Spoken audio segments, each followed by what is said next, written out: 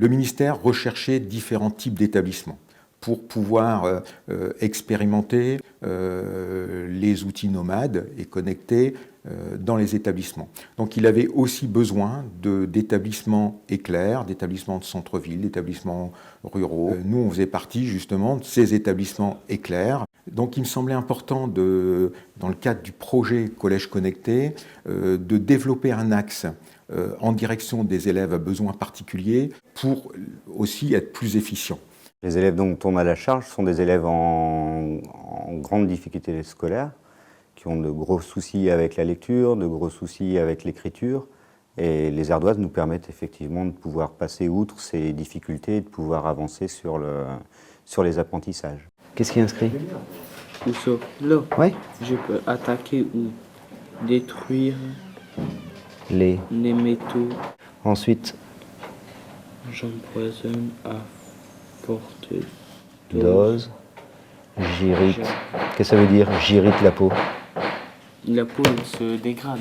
J'essaye au maximum de diversifier les activités. Donc souvent les élèves sont par 2, voire 3 au maximum. Et donc j'ai un groupe qui travaillera sur la maçonnerie, un groupe qui va travailler sur l'électricité, un groupe qui va travailler en plomberie, un groupe sur la charpente. 2 câbles violets. Comment ça s'appelle ces câbles violets? Des fils navettes. Des fils navettes, d'accord. Ok, le câble marron, il en faudra combien? Le gros avantage, c'est de pouvoir utiliser une pédagogie effectivement différenciée. Je vais aller beaucoup plus vite pour lancer la séance, il suffit d'appuyer sur 3 boutons sur l'ordinateur, que de commencer à distribuer les 8 ou 9 feuilles par groupe de travail. Comment elle est la bulle là? Elle est au milieu, d'accord. Et quand tu regardes sur l'ardoise, elle est où la bulle? Alors, essaye de la mettre de la même façon. Est-ce que là, c'est conforme ou c'est non conforme? Non conforme. D'accord. Donc, par rapport à l'ardoise, qu'est-ce que tu mets? Tu mets conforme ou non conforme? Non conforme. Non conforme.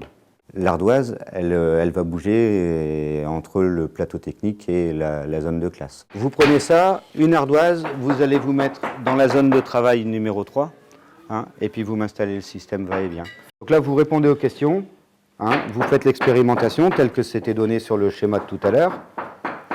Donc là, on branche, on fait les tests et on essaye à chaque fois.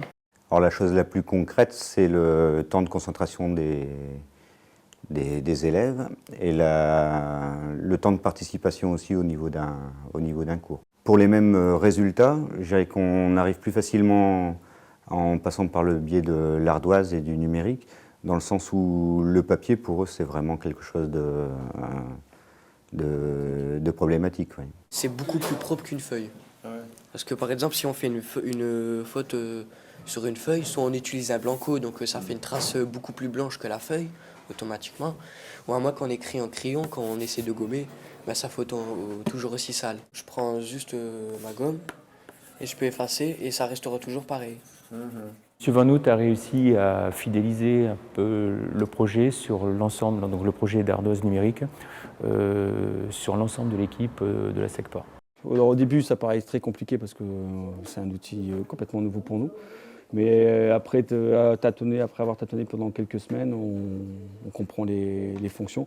C'est assez rapide à mettre en place. Le plus long, c'est de chercher les documents sur Internet ou de créer les documents. Mais une fois que les documents sont créés, quand on crée sur papier, il suffit juste de le scanner, et de le mettre en format PDF ou en format JPEG et puis l'envoyer sur les tablettes. Donc ça ne demande pas beaucoup de travail en plus.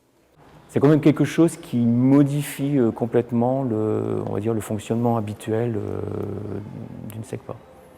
On n'est plus dans les enseignements traditionnels.